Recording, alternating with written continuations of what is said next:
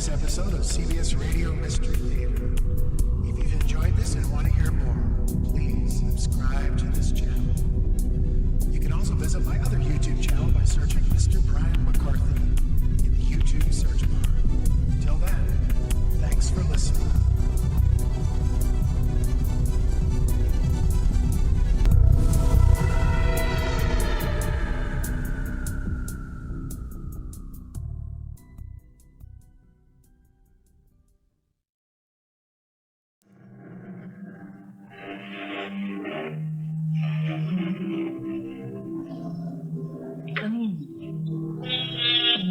Welcome, uncanny ground.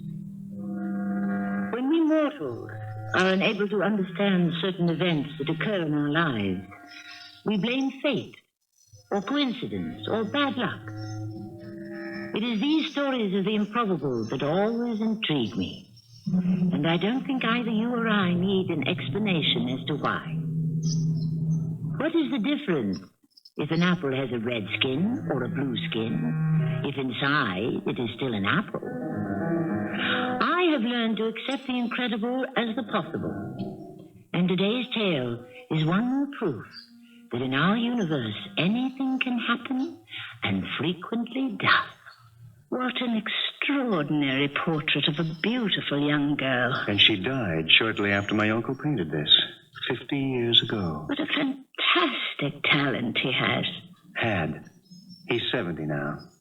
He never painted again. Nothing. Not a canvas of any kind. Nothing and nobody. All the life went out of him with her strange death. This portrait of Sarah is all that remains.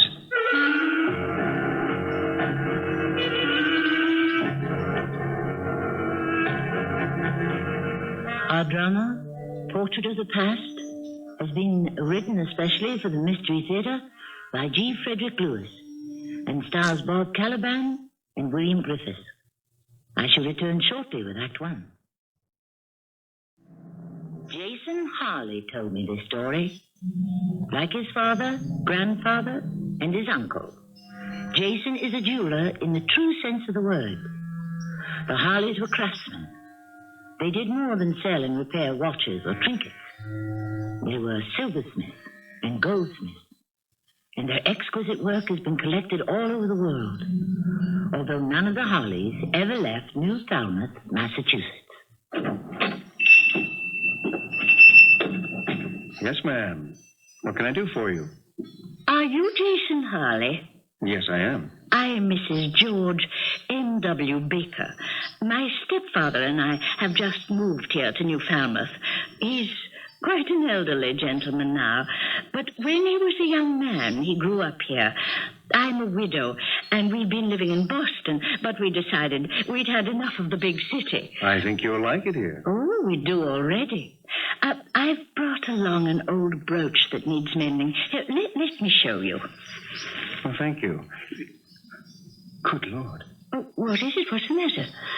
This brooch, this pin. Where did you get it? Is there something so extraordinary about it?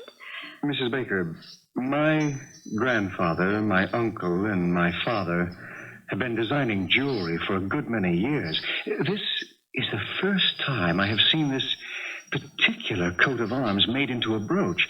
Where did you get it? It belongs to M.W., my stepfather. Well, you can see for yourself what needs repairing. You see, there should be 3 gold seashells on that black shield.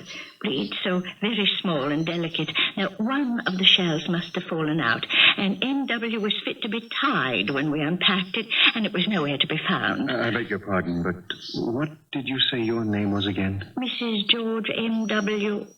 Magnus Whitmore Baker. I see. Magnus Whitmore, that's your stepfather. The name is familiar to you? Yes, it is. At any rate, leave the brooch. I think I can duplicate the missing gold shell. I think your stepfather will be quite satisfied. Do you happen to know where he obtained this brooch? I don't. As I said, he's had it as long as I can remember. Why do you Ask me how long he's owned it. The design is an unusual form of canting arms. That is, a coat of arms assumed by a family elusive to its name. The 3 gold shells set on a sable shield is the heraldic insignia of a family called Shelley. I've seen that same coat of arms only once before, and that was on a portrait of a beautiful girl who died mysteriously 50 years ago. Mrs. Baker didn't seem the least surprised that the design of the brooch had a relationship with death. She left it with me to be restored, and I lost no time heading for my uncle's farm. Uncle Silas is in his 70s, but you'd never know it to look at him. Oh, Jason, my boy, how good to see you. Whatever brings you to see me? Well, first of all, because I care about you. And secondly, Uncle Silas, to play detective. Oh, you don't say. Detective, huh? What are you investigating? The past. You know that portrait you have over your mantelpiece? I look at it every day. Of course I know it. Right behind you. May I take a closer look at it? Why not? You've been looking at it since you were a child. I painted that portrait of her when I was younger than you, Jason. 20. And, of course, so was she. 18. Do you know that I never knew it was you, Uncle, who painted that portrait? You didn't sign it. No, but I left my mark on it. Here, I always thought you were just like the rest of us Harleys, a jeweler, a goldsmith, a silversmith. Oh, I always wanted to be a painter. I started training for it at 15, so by the time I was 20, I was quite accomplished. I can see that. But that young lady, hers was the last portrait I ever painted. In fact, when the canvas was dry, I put my brushes down. All my desires to paint vanished. Jason, son, suddenly I'm very tired, so if you don't mind, I shall make tracks for my bed. Oh, you're welcome to stay. If you do, I shall see you at breakfast time. If not, I wish you well. Come again soon. I didn't stay the night. But what I came to see was exactly where I'd remembered seeing it as a boy. The unknown 18-year-old girl Uncle Silas had so exquisitely represented, wearing a red dress with red, long, flowing hair piled on top of her head. She stood in a corner of the garden, one hand beckoning. And in a corner of the painting was a tiny coat of arms. 3 gold shells on a black shield, identical to the brooch I had been asked to reconstruct. Mrs. Baker, the reason I have brought you the brooch personally is that I would like to meet your stepfather. Mr. Harley, I appreciate that, but I'm not sure whether M.W. is up to it. He rests in the afternoon. His heart isn't too good. Oh, I'm sorry to hear that. I would have liked to present the restored brooch to him. Oh, it's all done. Oh, he's going to be delighted. What do I hear? I hear voices. M.W., we ruined your afternoon nap. I never close my eyes. You know that, Maria. So, who is this gentleman? This is Jason Harley, the jeweler who was so highly recommended, and he's brought the brooch with him. Did you say Harley? Are you related to Silas Harley? He's my uncle, sir. Of course, Harley. They're all jewelers. It's a coincidence. And you've repaired it, have you? See for yourself, Mr. Whitmore. My word, that is something. Mr. Whitmore, did this insignia belong to a young lady? What did you say? I said... I heard you. Are you jewelers always putting your nose in other people's business? Well, not at all, but I presume this brooch was made for someone and represents something about which I am curious. Too curious for my taste. Maria, will you please show the gentleman to the door? Mr. Harley, kindly send us your bill. It will be dealt with promptly. The name of the person or family this coat of arms represents is Shelley. Isn't that so? Shelley? What? Please. Sir? Maria, the bills. The bills. My heart.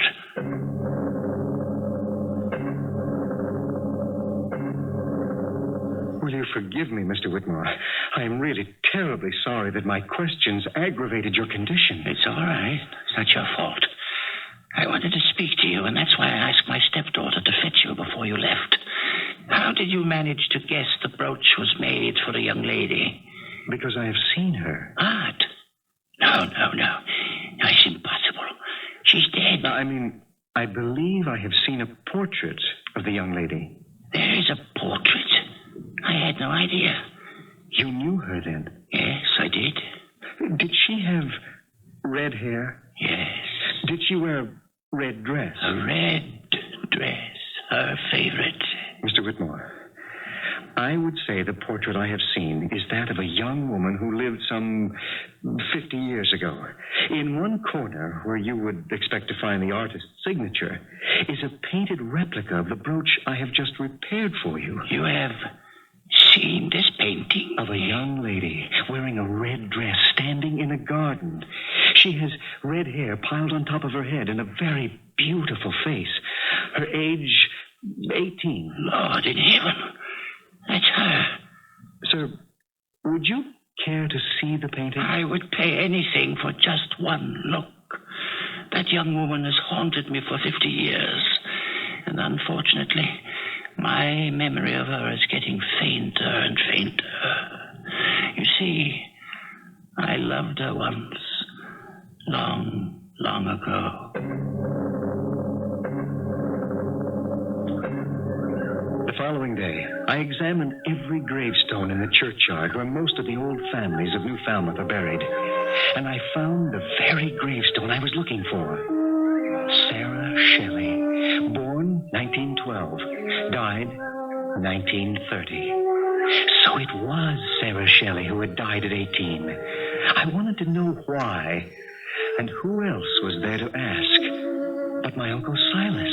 Jason, I never said the girl in my portrait was Sarah Shelley.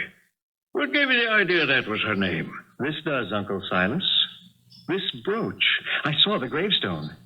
Why was she buried alone? Who was she? She was buried alone because she was an orphan. No family. A lovely young girl who taught school here in New Falmouth. Oh, Sarah. How I wish... You see, I had hoped we would marry. But I'm getting ahead of myself. I was very young, just 20, apprenticed to your grandfather. And for Sarah, I created a family crest. I saved up scraps of gold and silver, slices of onyx, hoarded them until I had enough to give this beautiful orphan a family name. I wanted her to be someone. Uncle, before we go further into the past, could you tell me the entire truth about something that you do from year to year in the present? Well, if I can, I will. You cover this painting you did of Sarah Shelley every June. As I have for 50 years, for only the month of June, mind you. And you've told me it's to blot out painful memories of June 1930. Is that the entire truth, Uncle? No, it isn't. I cover Sarah's picture from the first to the last day of June because she asks me to. She? Sarah? Speaks to you? Oh, and much more than that, Jason. In time, Yes. In time, I will tell you everything.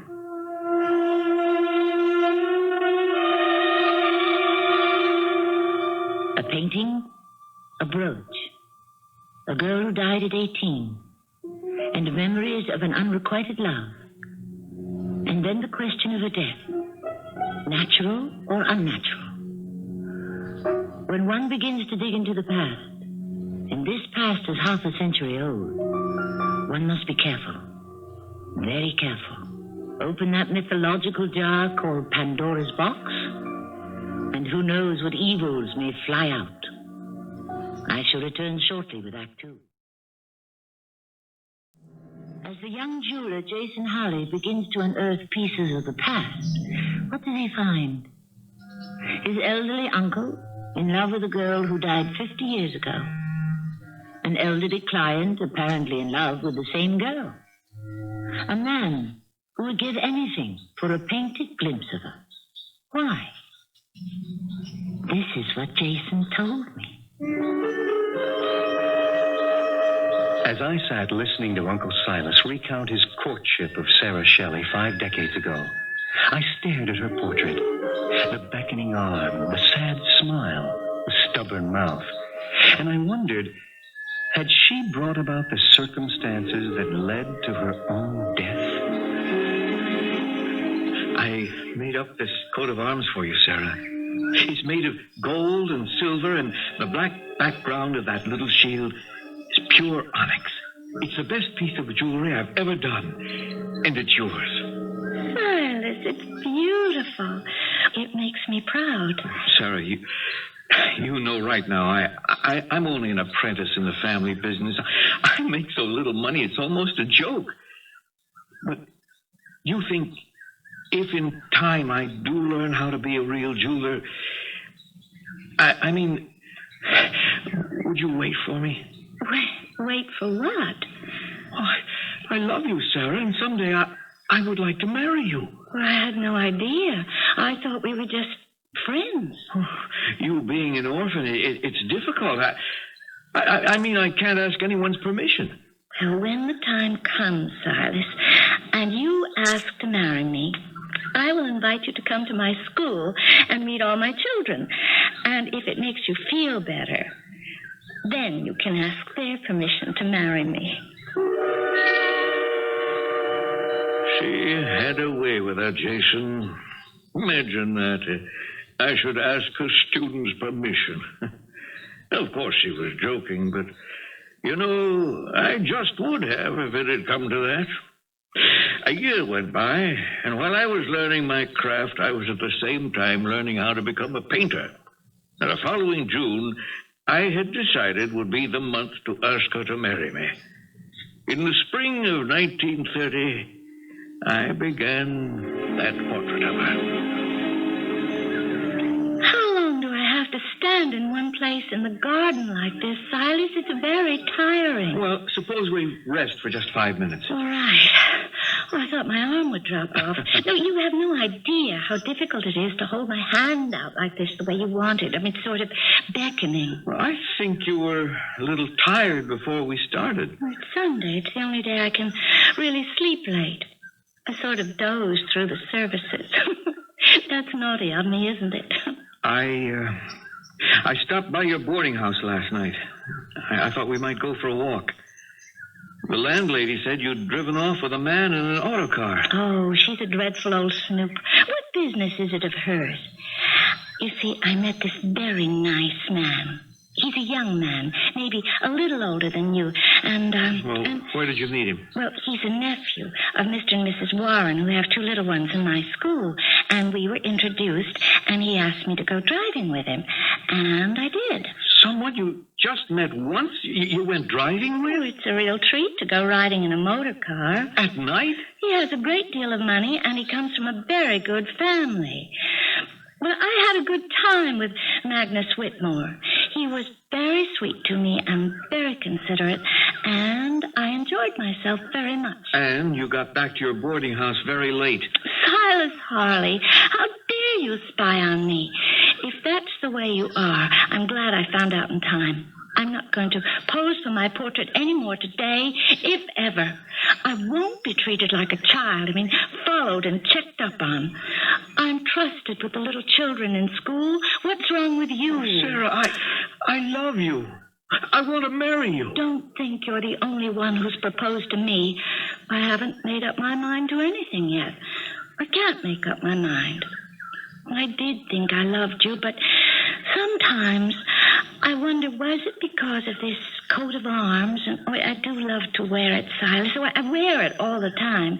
And I say, well, do I love Silas because he's painting me so beautifully? Or is your heart changing because perhaps there's a much better life in store for you if you marry Magnus Whitmore? I haven't given him an answer either.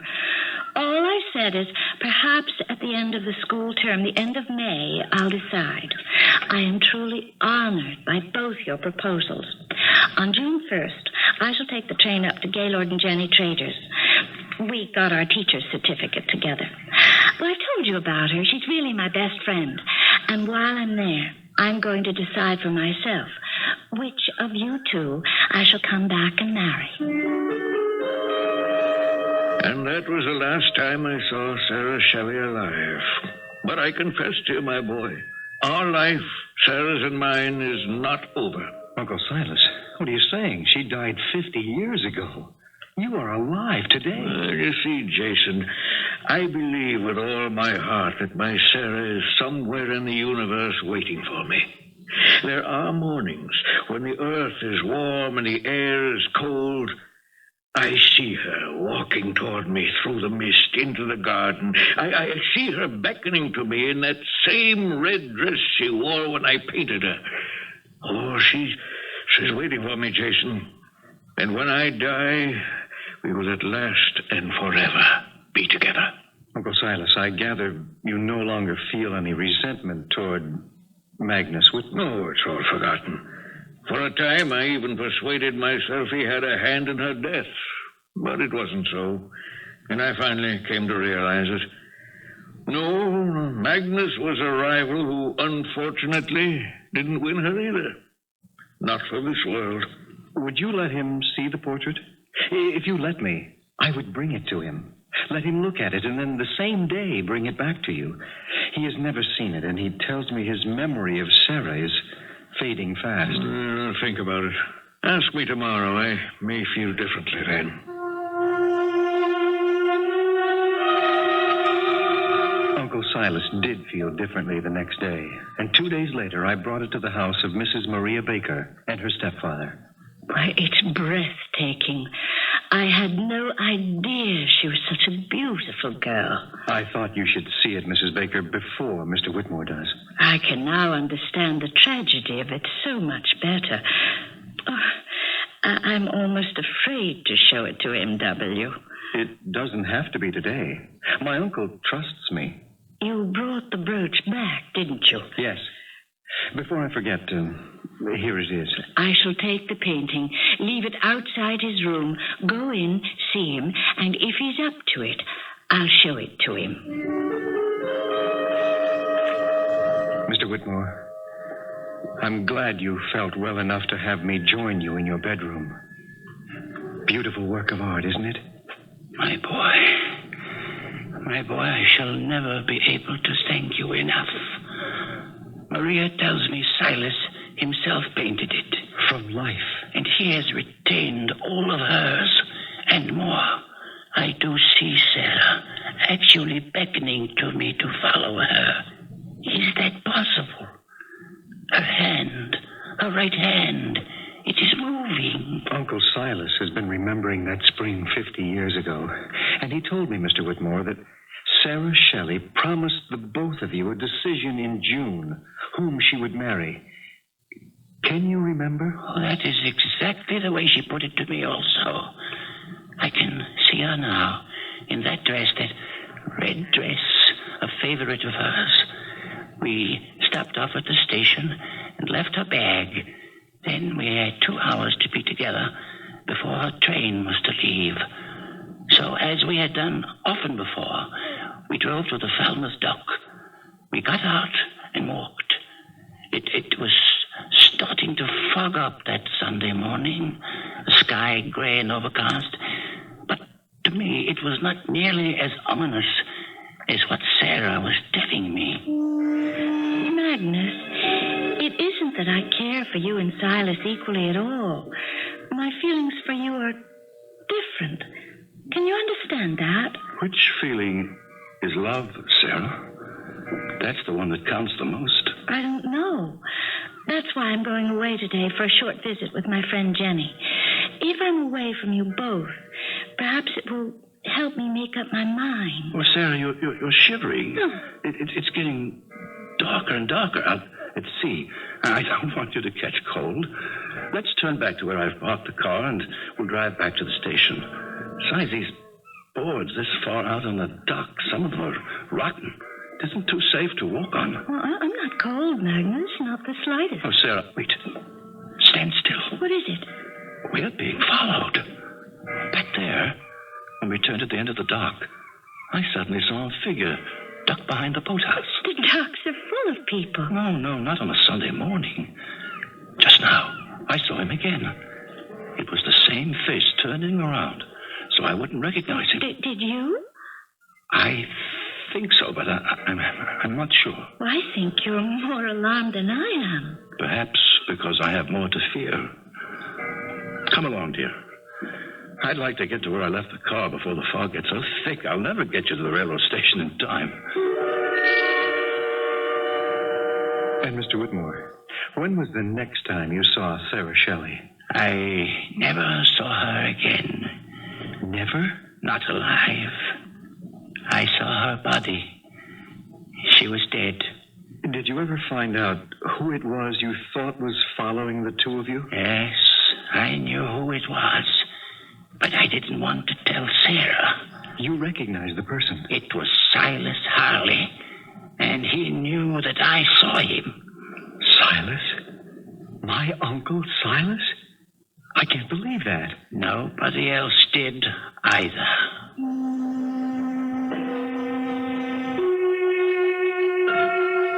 It was William Shakespeare's opinion that love and death were not partners.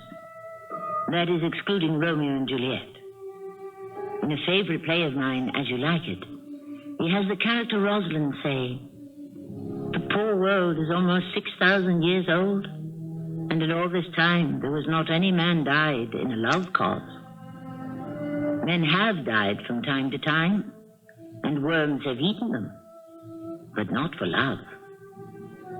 Well, Mr. Shakespeare, we shall see. It would appear in our story that someone may have killed for love. I shall return shortly with Act 3. Jason Harley, descendant of a long line of silver and goldsmiths, has discovered a special coat of arms, 3 gold shells on a black onyx field. It has led him to a portrait of a girl who died 50 years ago, and who was loved by 2 men. One, Magnus Whitmore, the other, Jason's own Uncle Silas. It is at the uncle's house that we raise the curtain of Act 3. Jason, do you want my secret and private opinion? Magnus killed her. Only it could never be proved. And the irony is that I myself became one of the witnesses to prove his innocence. I'd like to know more. Well, in those days, every citizen of Massachusetts had to attend a place of worship on the Sabbath. In fact, there were constables who patrolled the streets and the docks to make sure Sunday morning everyone was at prayer. I had seen Sarah the night before she was to take the morning train to stay a few days with her friend Jenny. On Sunday, I shared a pew in church with Tom Webster, who, as you know, used to be the inspector of police. He's retired now. Tom and I went to school together. That's how long we'd been friends. Silas? Yes, Tom? I hope today's isn't going to be another one of those long sermons about how much coal is needed to keep the place warm this winter. Shh! You shush yourself, Magnus. The service hasn't begun yet. It's not you he's annoyed at, Tom. It's me. Oh, because of Sarah. Well, may the best man win.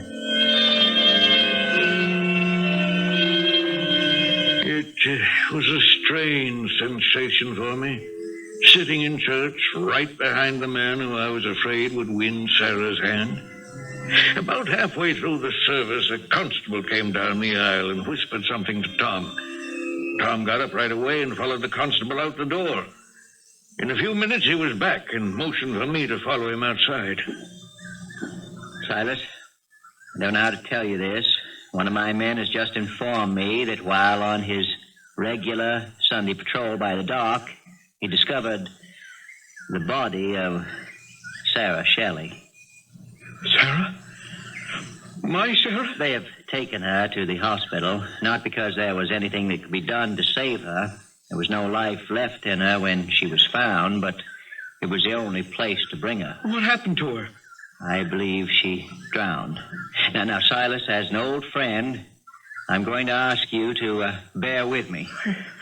I don't understand. I must now go back into the church and take Magnus Whitmore into custody. I urge you to go directly to my office.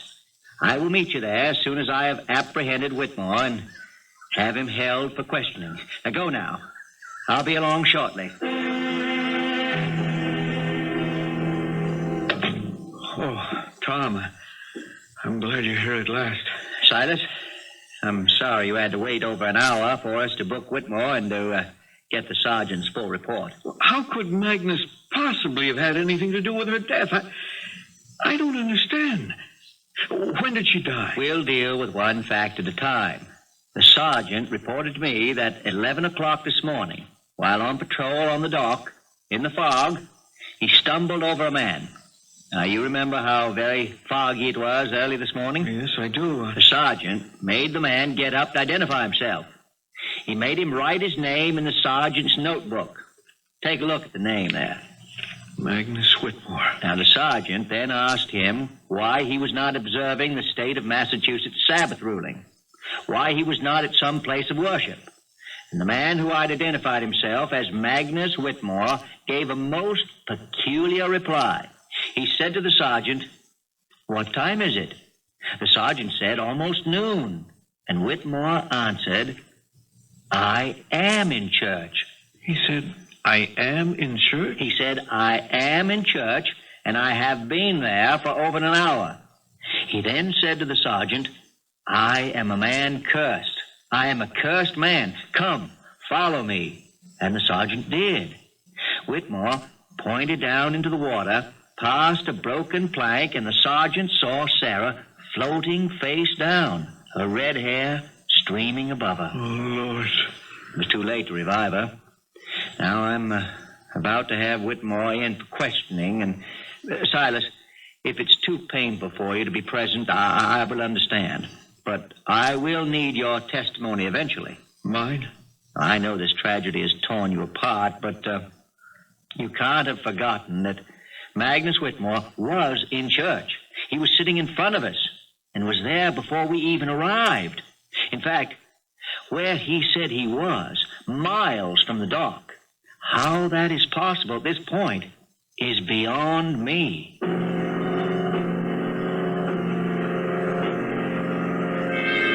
Tom, why am I being held here as a prisoner? On suspicion of the murder of Miss Sarah Shelley. And why is he here? Silas, as a witness. Stranger enough, on your behalf. Well, that's right. The both of you sat behind me for half an hour before the service began, until I was taken out and arrested. So, who is it who suspects me? The state of Massachusetts. Now, do you deny the fact that you were the last person to see Sarah Shelley alive? Of course I deny the fact. I have no idea who saw her just before her death. She was alive and well. We walked along the dock for over an hour before a train was to leave, and I had intended to drive her to the train, but somehow, in the fog, we became separated. What do you mean, somehow? Well, it swallowed her up. The fog became so dense that even my voice, calling out to her, seemed to be muffled. I don't know whether Sarah heard me or not, but she never replied. When the fog closed in, I was in church. You saw me. The both of you. I sat right in front of you. The fact is, you were with the sergeant miles away and signed his book with your name and then led him to a place under the pier where Miss Shelley's body was found. Well, it all happened while I was praying. I can't explain it any other way. You had better try. Magnus, you didn't go to the railroad station?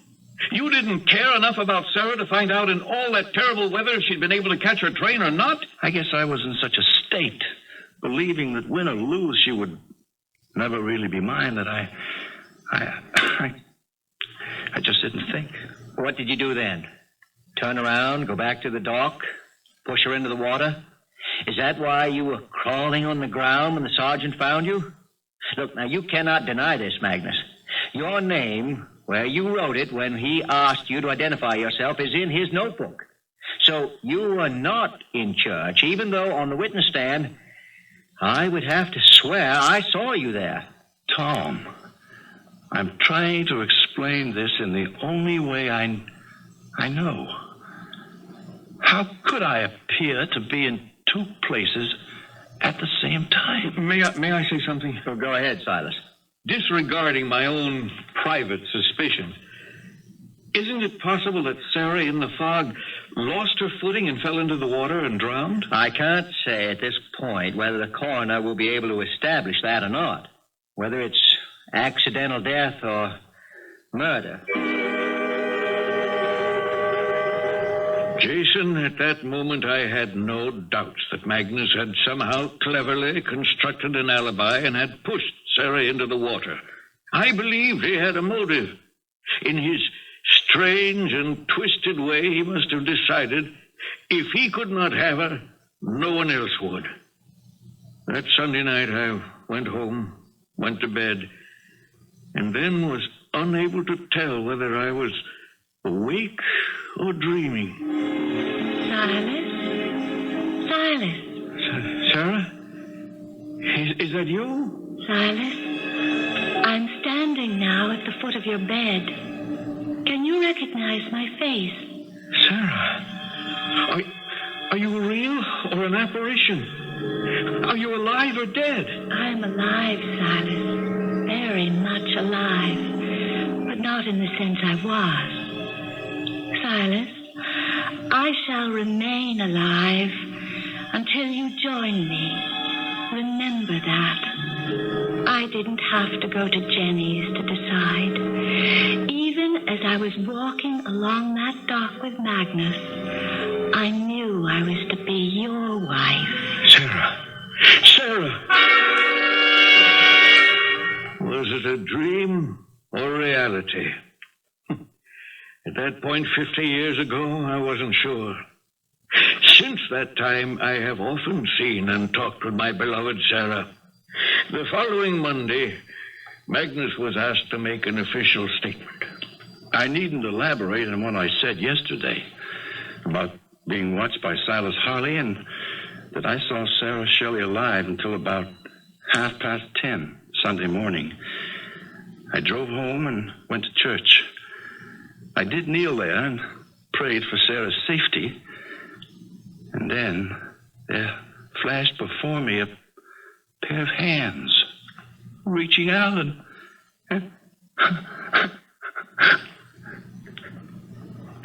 Do I have to go on now? We can wait. I couldn't tell in my mind's eye whether these hands were choking or pushing her or what. But the very next thing I saw was the body lying still on the water next to the pilings. From then on, it was all a dream. I tried to leave. I couldn't. I fell to the dock. I tried crawling away. My head a jumble of sounds, the foghorn, the seagulls, the bellboy, and suddenly there was a sergeant asking questions. You know the rest. You are saying, Whitmore, that somehow, in some fashion, you projected yourself into a similar self who was on the dock while your actual self remained in church miles away. That is what I'm saying. But how can we ever find out which was my real self and which was not? Magnus went to trial. He was acquitted. Neither his signature nor the sergeant's account weighed as heavily with the jury as practically an entire congregation who saw Magnus in church. That is incredible, Uncle. Ever since, I've wondered about Magnus' guilt. Has he ever explained how he acquired the brooch which Sarah always kept pinned to her waist? How'd he get it? I think it's best all forgotten, Uncle. You have the portrait, the memory of her appearance to you that night she died, saying she wanted to be your bride. Oh, I have a great deal more than that. And I have had all these years. As each year passes, I get closer to our eternal reunion. I want you to look straight ahead, Jason, to where that bench is. It's exactly there she rested during our painting sessions. To the right is where she stood. Can you see the spot? Yes. Right there, by that tree. Her arm extended, beckoning. She's always 18 to me. Always beautiful. I am compelled to relate the truth of what I then saw. A sight seen by my uncle many, many times over the years. Sarah was materializing before him. She began to walk slowly toward us, young, radiant, in the full bloom of life. Her hair swept up, her red dress like new. She came closer and closer, and while I held my breath and disbelieved completely what my eyes told me, I saw her touch the forehead of my uncle. He leaned back in his chair and breathed his last breath. I looked again, but in that instant, Sarah was gone, and so was the spirit of my uncle. And so they were joined at last. Out of the strange synchronism of unrelated events has spun the story told to me by Jason Harley. I realized afterwards it is generally the unaccountable and unpredictable that control our lives. A chance meeting, a sudden storm or calm, the violent beginning or the violent end. The miracle of it all is that most of us survive. I shall return shortly. The older we grow, the more we encounter that which is not explainable. The good book tells us that to live by faith, hope, and charity will make the road easier. And there is written, when I was a child, I spake as a child. I understood as a child. I thought as a child. But when I became a man, I put away childish things. For now, we see through a glass, darkly. But then, face to face. Now, I know only in part. But then, shall I know even also as I am known? Our cast included William Griffis, Bob Kaliban, Carol Teitel, and Bernard Grant. The entire production was under the direction of Hyman Brown. I hope you enjoyed this episode of CBS Radio Mystery Theater. If you've enjoyed this and want to hear more, please subscribe to this channel. You can also visit my other YouTube channel by searching Mr. Brian McCarthy in the YouTube search bar. Until then, thanks for listening.